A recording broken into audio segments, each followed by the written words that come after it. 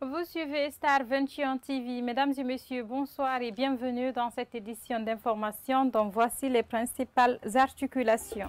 À la une de ce soir, un mois après le repos biologique de la mer, les pêcheurs artisanaux et industriels ont repris leurs activités. Une de nos équipes a fait le tour de certains débarcadères ce jeudi à Conakry.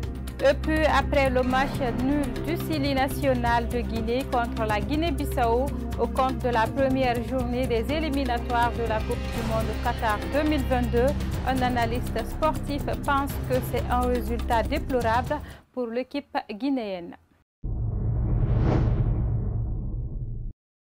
Une fois encore, merci de nous choisir pour vous informer. En Guinée, la quasi-totalité des institutions est décriée par un bon nombre d'observateurs. C'est le cas du responsable de la communication de l'UFR qui estime que ces institutions sont téléguidées à partir de la présidence et qu'elles roulent selon l'humeur d'Alpha Condé. On l'écoute au micro d'Alpha Omar Diallo. Le problème qui se trouve en Guinée, c'est le problème du respect des lois et de la Constitution, ainsi que le rôle des institutions. Les institutions ne jouent pas le rôle dans ce pays-là. Aujourd'hui, c'est Alpha Condé qui est le seul président de toutes les institutions. Il est non seulement le président de la République, mais le président de l'Assemblée, parce qu'il est ce qui passe. Il est le président de la CENI, ce qu'il décide, c'est là qui donne. Il est le président de la HAC, ce qu'il décide, ce qui se passe. Vous avez vu comment la HAC a été phagocytée ici, comment la presse a été mise en minorité, hein, pour mettre des représentants de l'État plus importants que la presse. Aujourd'hui, voilà, vous avez, combien de journalistes ont été emmerdés parce qu'ils ont alerté sur les cas de corruption. Voilà, il est le président de la Cour constitutionnelle. Vous avez vu comment la Constitution a été piétinée ici, remis une autre Constitution sur place. Donc, vous avez vu, voici autant de problèmes. Tant qu'on n'arrive pas à respecter les lois, les institutions et notre Constitution, nous continuerons avec le problème. Chaque année, des femmes subissent de plus en plus de violences conjugales. Pour lutter contre cette pratique, l'adjudant-chef Bernard invite toutes les femmes à réclamer leurs droits. Suivez. Les violences faites aux femmes est une réalité dans notre pays. Et ces violences-là, elles sont catégorisées. Il y a plusieurs sortes de violences. Les gens aujourd'hui, le combat est plus mené sur les violences physiques. Mais par contre, il y a d'autres formes de violences aujourd'hui dont les femmes en souffrent dans les foyers. Les statistiques pour l'année 2020, par exemple, on a initié 200 cas, on a initié 204 procédures. Sur les 204 procédures initiées, nous avons initié 84, nous avons enregistré 84 cas de viol, agression sexuelle. Et on a 114 cas de violence intrafamiliale. Mais tenez-vous bien, sur les 114 cas de violence intrafamiliale, nous n'avons pas pu traduire en justice 3 cas. Parce que les femmes, elles ne tiennent pas la procédure. Et qu'on interpelle les femmes à se réveiller, à réclamer plus leurs droits. Parce que le droit, des fois, il faut l'arracher. Il ne faut pas s'asseoir pour que tu sois rétabli dans tes droits, tant que toi-même, tu ne fais pas des efforts pour réclamer tes droits. Et pour mieux réclamer tes droits, il faut les connaître. C'est dans la nuit du mercredi 1er au jeudi 2 septembre 2021 que Mohamed Lamine Souaré, journaliste, a été attaqué sur la transversale Kipé-Bambeto dans les environs de 20 h alors qu'il quittait son lieu de travail pour son domicile. Rencontré ce jeudi, il revient sur les circonstances de cette attaque. Alpha Omar Diallo. Selon son témoignage, c'est dans les environs de 20 h qu'il a emprunté un taxi sur la transversale Kipé-Bambeto pour rejoindre son domicile avant qu'il ne tombe dans une embuscade. À cet endroit où l'accès est produit, je me pose encore des questions. En tout cas, cela laisse à croire que c'était un coup monté parce que dès que le véhicule est tombé en panne, le chauffeur est descendu du véhicule et puis il a traversé de l'autre côté. Donc, moi, je cherchais un autre véhicule pour rejoindre mon domicile. Et puis, voilà, 2 gars sont venus m'attraper par derrière et puis m'envoyer dans la forêt. Il est sorti sain et sauf de cette arnaque, mais il est moralement affecté et s'est bien emporté. Honnêtement, je suis moralement abattu. Il ne faut pas se leurrer dans la mesure où je ne m'attendais pas du tout à ça. Surtout que les objets volés, comment dirais-je, en quelque sorte, contiennent une partie de ma vie. Comme je le disais tantôt, mon terme de mémoire, il y avait aussi un plan d'action que j'avais élaboré pendant 5 mois, vous vous imaginez. Donc, ma carte d'identité, mon téléphone, mes anciennes cartes de presse et autres documents, y compris mon carnet de vaccination Covid-19. Il faut rappeler qu'à partir de 21h, il est très difficile de circuler sur ces trajets à cause de l'obscurité. Ils sont donc nombreux ces citoyens qui affirment être victimes d'attaques nocturnes sur cet axe.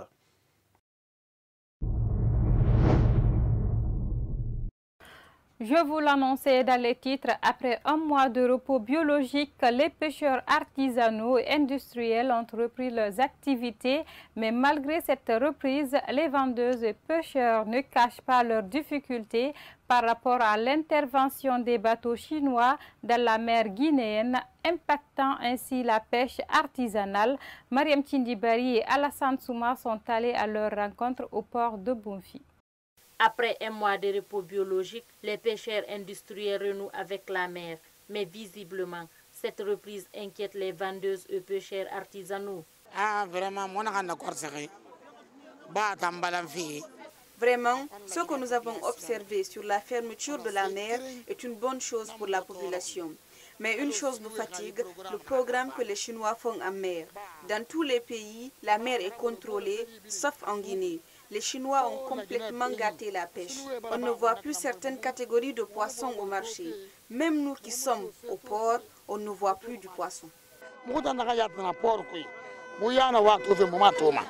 Mokhtar Silla est pêcheur dans ce port. Il dénonce l'activité des gros bateaux chinois qui, selon lui, approviennent nos mers, cela avec la complicité du département tutelle. Le travail dans les bateaux, pour la pêche artisanale, il n'y a aucun intérêt seulement de la perte. Ils peuvent aller là où nous avons notre petite quantité de poissons. Ils détruisent tous nos poissons, même les filets. Ils coupent tout et ils s'en vont. Si vous allez à leur direction, ils ne vous donnent pas d'argent parce qu'ils ont de l'appui. Nous ici, l'État ne nous aide pas. Il nous ignore. Aïssatou Diallo sollicite par ailleurs auprès des autorités la réglementation de ce secteur. Le chef de l'État n'a qu'à nous aider. S'il regarde ses propres intérêts et les propres intérêts de la population, il n'a qu'à savoir que les enfants de la Guinée souffrent. Le bateau et la pirogue ne sont pas identiques. Là où la pirogue évolue, le bateau n'a qu'à s'éloigner de là. Au dire de ces intervenants, certaines variétés de poissons se font rares dans les débarcadères. Ils estiment que les poissons sont pêchés par les bateaux chinois et vendus ailleurs dans le monde au détriment de la population guinéenne.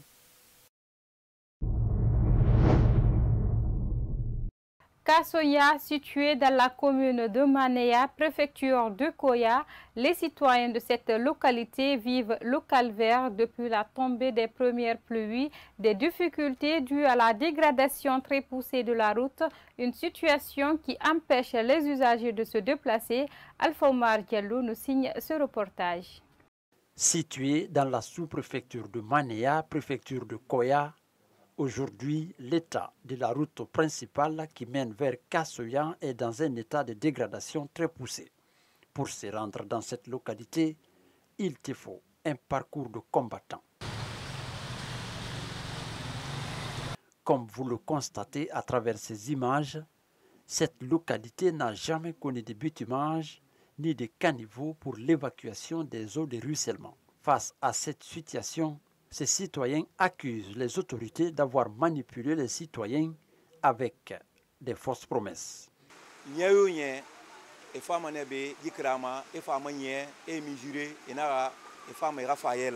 Chaque année, ils viennent mesurer cette route, une façon de faire croire qu'ils vont la réparer. Chaque fois, il y a des attaques et des accidents qu'on enregistre à cause du mauvais état de cette route. Pendant les élections, ils sont venus nous dire de voter. Après cela, ils nous ont abandonnés.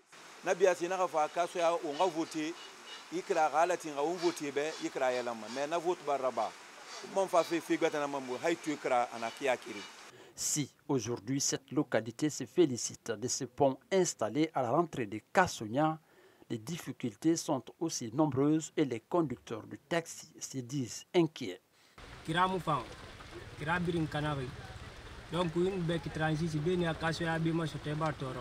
La route n'est pas du tout bonne. De Transis à Kansonia, c'est de la même chose. Pendant qu'il faisait le pont, on s'attendait à ce que les travaux soient élargis sur toute la route. Mais hélas, c'est le contraire. Depuis 15 ans, je n'ai jamais vu une machine ici, même pour tracer une déviation.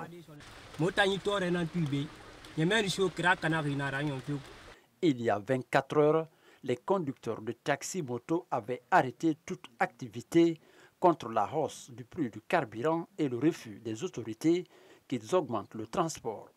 Kerno Mamadouba revient sur cette journée agitée.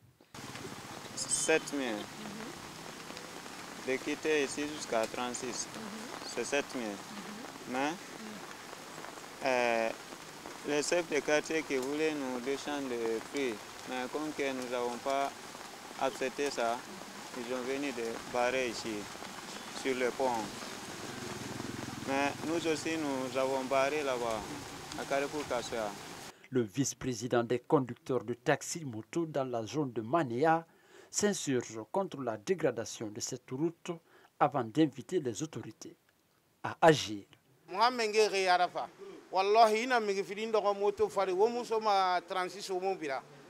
Les autorités doivent nous aider. Aujourd'hui, personne ne peut faire la surcharge et rouler sans risque de tomber. Il faut qu'ils nous aident. Nous souffrons à Kansonia. En attendant la fin des négociations entre les autorités et les conducteurs de taxi, les activités ont repris sur ces taxes pour le bonheur des usagers. Pour l'instant, la route dicte sa loi sur les engins. Comme annoncé dans le sommaire, le CELI national de Guinée a été tenu en échec ce mercredi 1er septembre à Nouakchott par la Guinée-Bissau, un match au compte de la première journée des éliminatoires pour la Coupe du Monde Qatar 2022. C'est un résultat déplorable, estime cet analyste sportif Ibrahim Diallo pour le reportage. Pour cette première journée des éliminatoires pour la Coupe du Monde Qatar 2022, le CELI de Guinée a laissé filer des points face à la Guinée-Bissau. Après avoir ouvert le score à la 9e minute par François Kamano sur une passe lumineuse de Naby Keita, Raphaël Mendez permet aux Bissau-Guinéens de revenir au score à la 46e minute. Pour cet analyste sportif, ce résultat est insatisfaisant. Donc sur le plan comptable, ce que le public espérait, c'était donc une victoire en déplacement et une autre contre le Maroc pour faire vraiment du 100%. Malheureusement, on se contente du nul. Donc pour moi, ce n'est pas un bon résultat parce qu'il ne faut pas se contenter du minimum, quoi. On avait la chance de faire un bon match, de gagner ce match-là et de sortir avec 3 points. Donc sur le plan comptable, je dirais que ce n'est pas un bon résultat pour la Guinée. Pour être au rendez-vous à cette joute mondiale, Bobo Bari invite les joueurs guinéens à avoir du respect pour la sélection nationale. C'est tout simplement un manque de respect de la part des joueurs guinéens. C'est parce qu'ils ne savent pas prendre les choses en main. Ils ne connaissent pas c'est quoi l'importance de porter la tunique nationale et c'est quoi l'intérêt surtout de jouer une rencontre internationale. Une rencontre internationale, ce n'est pas simplement de jouer contre le Brésil ou la France. Une rencontre internationale, c'est quand ta patrie joue une compétition sur le plan international face à une autre nation. Et voilà, il faut qu'ils arrivent vraiment à comprendre un peu l'ampleur des choses et qu'il n'y a pas un petit match quand on est en phase de poule. Quand on est en phase à élimination comme ça, tous les points comptent. La Guinée recevra le Maroc le 6 septembre prochain au stade général Lansana Conté de Nongo, dans le cadre de la 2e journée des éliminatoires de la Coupe du Monde. À rappeler que la Guinée est logée dans le groupe I avec le Maroc, le Soudan et la Guinée-Bissau. Depuis 36 ans, la Guinée n'avait pas participé à une Coupe d'Afrique de basketball malgré son élimination en quart de finale par la Côte d'Ivoire sur le score de 98-50 à l'Afro-Basket 2021 au Rwanda. Le CELI Basket a fait un exploit dans cette compétition et figure parmi les 8 meilleures nations africaines de basketball Pour ce consultant, c'est une participation réussie pour les basketteurs guinéens. On l'écoute au micro de Ibrahima Timbobari et Ibrahim Diallo. Contrairement au Sili du football, le Sili basket pour moi a fait preuve de patriotisme parce qu'ils n'ont pas des excellents basketteurs, des excellents joueurs à l'image de Sili du football. Ils ont des basketteurs moyens qui évoluent pour la plupart dans des petits clubs européens, mais qui ont joué avec le cœur, qui ont joué avec l'envie, qui ont joué avec les moyens du bord. Je pense que c'est une participation réussie pour le Sili Basket. C'est une participation tout simplement à apprécier, qui est honorable. On a quand même rencontré l'Égypte, qui est de la deuxième nation la plus titrée d'Afrique, avec 5 championnats d'Afrique des Nations.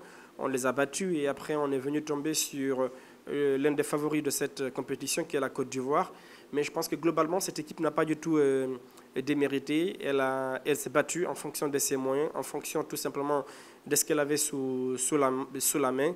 Et elle est encouragée, elle est à féliciter. Elle est tout simplement elle doit être aujourd'hui, elle doit constituer l'exemple pour les autres disciplines sportives par rapport à la prestation qu'elle a eu à faire du côté de Kigali. Mesdames et messieurs, c'est la fin de cette édition d'information. Merci à tous de l'avoir suivi et bonne suite de programme à notre compagnie.